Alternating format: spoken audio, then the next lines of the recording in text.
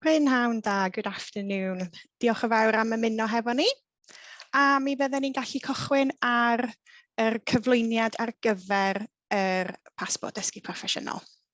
Felly croeso i'n gwebinar cyntaf ar y Pasbort Dysgu Proffesiynol neu'r PDP yn fyr.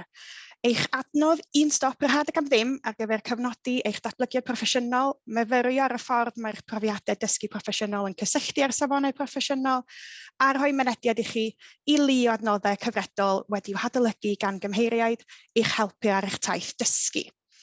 Os ydych yn ymarferydd mewn ysgol, mae'r PDP yn un o'r adnoddau sy'n cefnogi yr hawl dysgu proffesiynol cenedlaethol Llywodraeth Cymru. Gall gael ei ddefnyddio mewn partneriaeth ystod eang a gyfleoedd datblygiad proffesiynol ym mhortal hyfforddi a dysgwyr Cymru i ddal addysgu ac adlewyrchu ac ei effaith ar eich ymarfer. Bydd y gwebinar hwn yn canolbwyntio ar fynd a'ch profiadau dysgu a'i mapio i'ch safonau proffesiynol p'un ydych chi'n athro, yn weithiwr cymorth dysgu, yn ymarferwr addysg bellach, yn ddysgwyr seiliedig ar waith neu'n weithiwr ieuenctid. Bydd yr arddangosiad yn cymryd tua 20 munud a bydd amser gennym am gwestiynau wedyn. Reit, rydych yn mynd at y PDP drwy eich cyfri FCGA. Gallwch fewngofnodi iddo ar frig gwefan CGA. Os bydd angen i chi greu eich cyfri, naill ai bydd angen creu eich cyfri cyfeirnod yn fan hyn, a bydd angen i chi roed eich rhif yswiriant gwladol, eich rhif cyfeirnod athro, eich e-bost ac eich enw defnyddiwr. Rydych wedyn yn pwyso cofrestru a bydd hwnna yn creu eich cyfri. Rhaid i'r cyfeiriad e-bost sydd yn cael ei roed yn yr ardal yma gyd-fynd â beth sydd gennym ni ar y gofrestr ar eich cyfer chi. Os cewch neges am wall, efallai mai dyma'r rheswm, felly cysylltwch â ni yn y CGA a fe wnawn ni ddatrys hynny ar eich cyfer chi. Ar ôl mewn gofnodi, dewiswch yr opsiwn ar gyfer y Pasbort Dysgu Proffesiynol.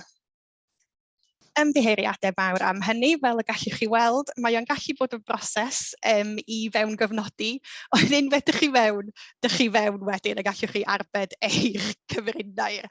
Ymddiheuriadau mawr am hynny. Felly, i ail gychwyn ar bethau. Unwaith dych chi fewn, a dych chi'n gweld yr bocsys glaswyrdd yma, dych chi'n clicio ar fy Pasbort Dysgu Proffesiynol.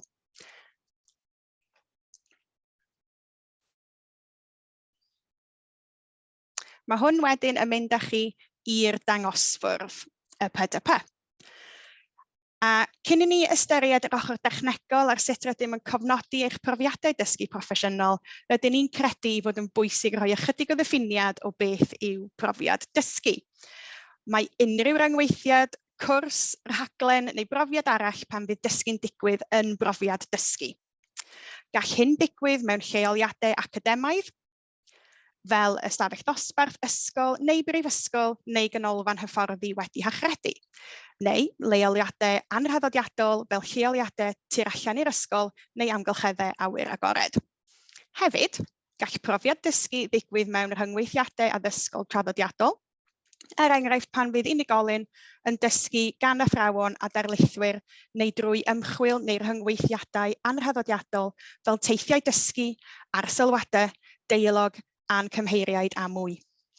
Mae Llywodraeth Cymru'n ystyried bod y profiadau hyn yn rhan o daith dysgu proffesiynol gydag oes, a bod eich safonau proffesiynol yn rhoi ysgaffaldiau i chi fyfyrio ar eich ymarfer gyda safonau, ymarfer effeithiol y cytunwyd arnynt yn genedlaethol.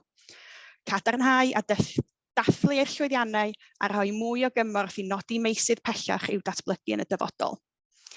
Felly, mae profiad dysgu proffesiynol yn unrhyw ryngweithio sydd o werth i chi ar y pryd, sy'n rhoi eiliad o fyfyrdod i chi ac sy'n effeithio ar eich ymarfer.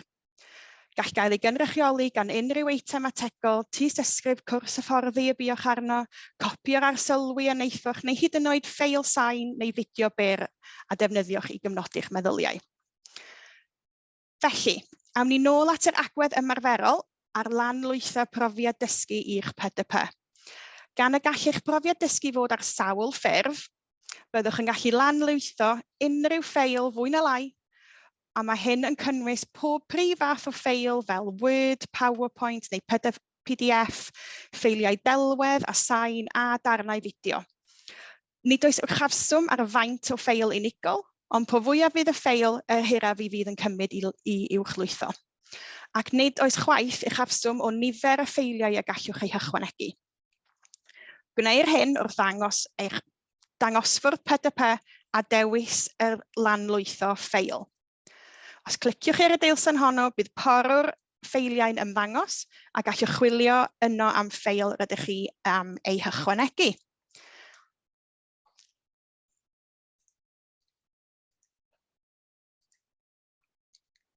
Cewch gyfle i ail-enwi'r ffeil, fel ei fod yn haws i chi ddod o hyd iddo, a gwelwn fod enw cyffredinol ar y ffeil, felly gallwn newid hynny.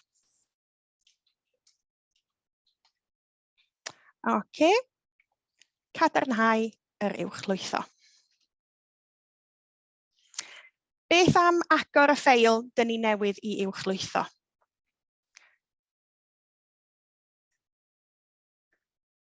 Dyma ni.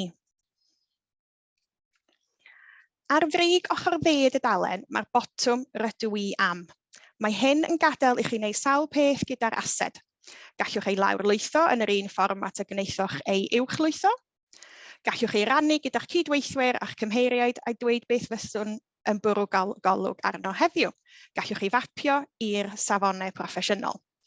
Pan fyddwch yn clicio ar mapio, bydd hyn yn agor bar ochr ar dudalen lle rydych chi a gallwch weld yn defnyddio hyn, bydd hwn yn ymestyn wedyn i ddangos yr holl safonau sydd ar eich cyfer chi.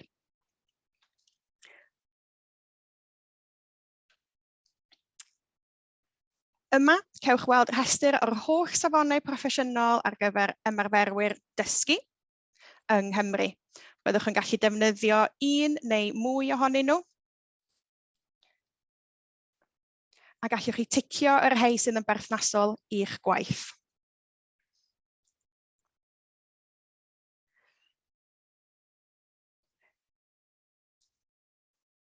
Fel y gallwch weld, mae pob un o'r safonau yn fan hyn ar eich cyfer chi. Safonau proffesiynol, safonau arweinyddiaeth, safonau proffesiynol ar gyfer addysg bellach, a safonau proffesiynol ar gyfer cynorthwywr addysg. Mi wna i gychwyn efo safonau proffesiynol addysgu. Mae sawl elfen yn fan hyn a gallwch chi weld pob un ohonyn nhw wrth i hagor neu i cau.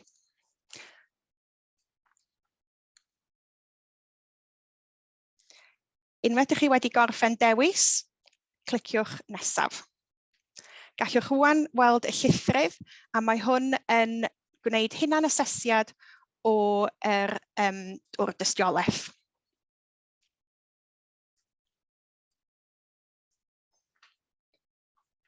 Cliciwch y botwm nesaf.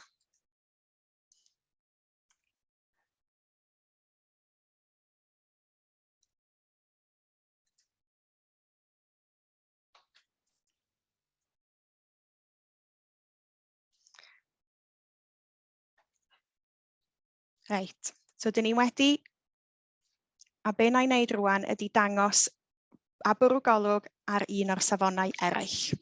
So fel oedden ni wedi gwneud o'r blaen, mapio, a rwyf yn mynd i edrych ar y safonau proffesiynol ar gyfer addysg bellach a dysgu seiliedig ar waith. Pan fyddwch yn dewis yr rhestr, cewch yr holl safonau unigol mewn un rhestr. Eto, rwy'n mynd i ddewis nifer ohonynt ac yna pan fyddwch chi'n clicio ar y botwm nesaf, byddwch yn gweld y sleidiau hyder. Mae'r rhain yn mynd o effeithiol i arfer hynod effeithiol barhaus ac eto mae'n adlewyrchu eich hyder ar y pryd. O'r dudalen nesaf bydd y dudalen cyfiawnhad a mae hwn yn ddewisiol.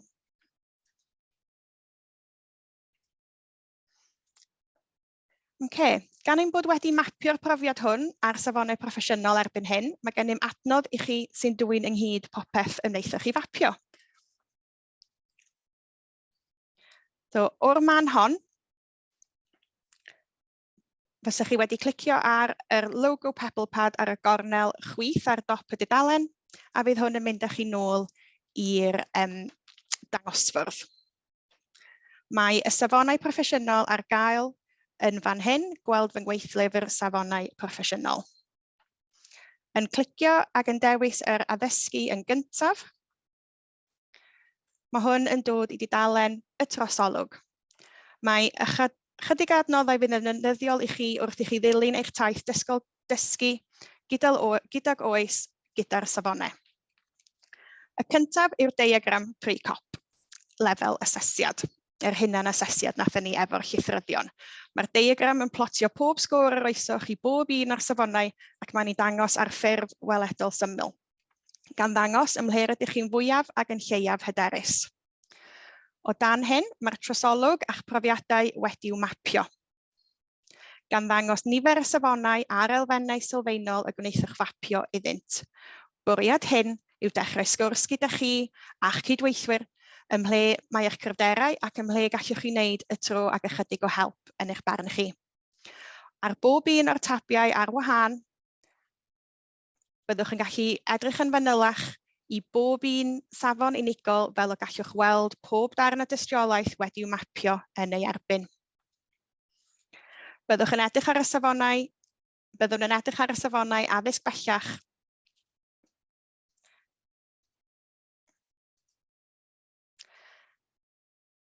a mae hyn yn wahanol gan nad oes dadansoddiad yn ôl categorïau.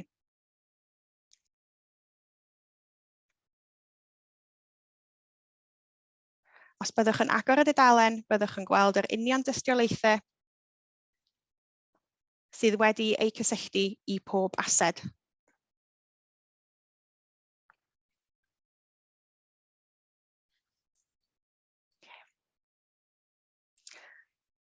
Y PDP yw eich adnodd personol ar gyfer cofnodi eich datblygiad proffesiynol, ond cewch gyfle i rhannu unrhyw ased gyda'ch cydweithiwr a'ch cymheiriaid.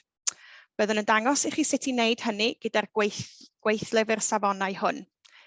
Eto, y botwm rydw i am ar gornel dde ochr uchaf y dudalen yw'r ffordd o wneud hynny. O'r opsiynau byddwn yn dewis rhannu. Gallwch ddewis rhannu gyda phobl yn unig, neu gallwch greu dolen dros y we a'i anfon. Byddwn yn dewis yr opsiwn yma a byddwn yn gludo'r ddolen yna fel sgwrs fel y gallwch fynd ati i edrych arni.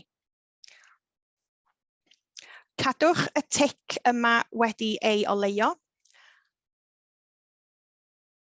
fel na fydd hwn yn gallu cael ei ffeindio ar y we. Fydd hwn wedyn yn cael ei guddio rhag peiriannau chwilio. Ond hefyd, gallwch rhoi cyfle i sawl y byddwch yn rhannu gyda i adael anborth. Chi sy'n rheoli, felly mae opsiwn yma i gyfyngu ar gyfnod rhannu'ch ased a gallwch amserlennu y ddolen honno i ddirwyn i ben ar ddyddiad penodol. Allwch chi roid wythnos, mis neu dyddiad penodol y bydd hwn yn gorffen rhannu.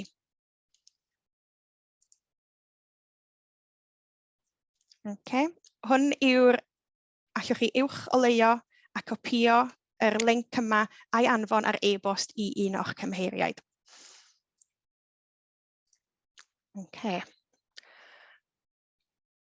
Gallwch ddileu y ddolen honno ar unrhyw adeg hefyd. Ewch yn ôl i'ch storfa asedau a chwilio am yr eitem ar rannoch. Oddi yma, cliciwch ar y botwm gwybodaeth ar ochr dde'r sgrin. Bydd hyn yn dangos bar a gallwch weld bob tro y cafodd ei rannu. Cliciwch ar yr eicon bin a bydd y ddolen honno nawr yn stopio gweithio. Byddwn yn ail rannu'r ased nawr ac yn ychwanegu'r ddolen yn y sgwrs i chi fwrw golwg arni.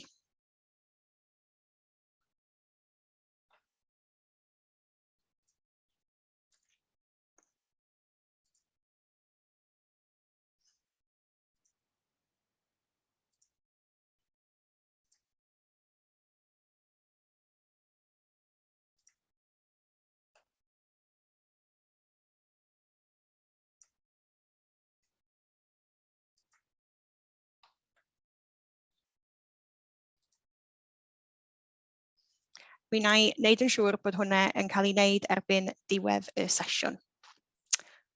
OK. Wrth i chi symud ymlaen drwy eich gyrfa, mae'n bosibl y byddwch yn casglu ystod gyfan o brofiadau ac yn mapio tuag at eich safonau. Gallwch ddechrau rôl neu swydd newydd a byddwch am ailosod y gweithlwr safonau i adlewyrchu hynny. Neu efallai eich bod am ddangos eich profiadau dros flwyddyn ar gyfer rheoli perfformiad ac mae gennym offeryn i ganiatáu hynny hefyd. Eto, yn y gweithlyfr safonau, cliciwch ar y botwm Rydw i am a dewisiwch hidlo. O'r bar ochr, dewisiwch y dyddiadau yr ydych eisiau hidlo ohonynt. Gallwch ddewis be bynnag ystod yr hoffech yn fan hyn.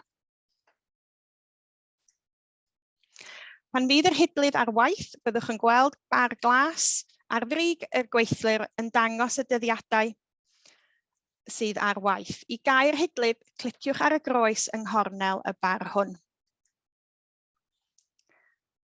Felly, i adolygu, rydym wedi'n dangos i chi sut i fynd at eich PDP, lanlwytho profiad a'i fapio i'ch safonau proffesiynol, a'i rannu gyda'ch cymheiriaid a'i hidlo yn ôl dyddiad penodol.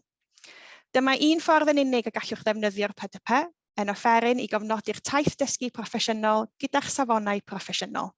Mae hi yn nodweddion eraill i chi defnyddio a byddwn yn trafod yr rheini mewn webinarau yn y dyfodol. Byddwn yn gorffen rhan arddangos y webinar hwn a bydd y recordiad yn gorffen yn fuan, ond byddwn ar agor i dderbyn cwestiynau gennych. Os ydych chi'n gadael, diolch am fod yn bresennol, gobeithio bydd yn defnyddiol a cadwch lygad allan am webinarau eraill yn y dyfodol. Mi fydd y recordiad yma ar gael ar ein tudalen YouTube, felly cadwch lygad allan am hwnna.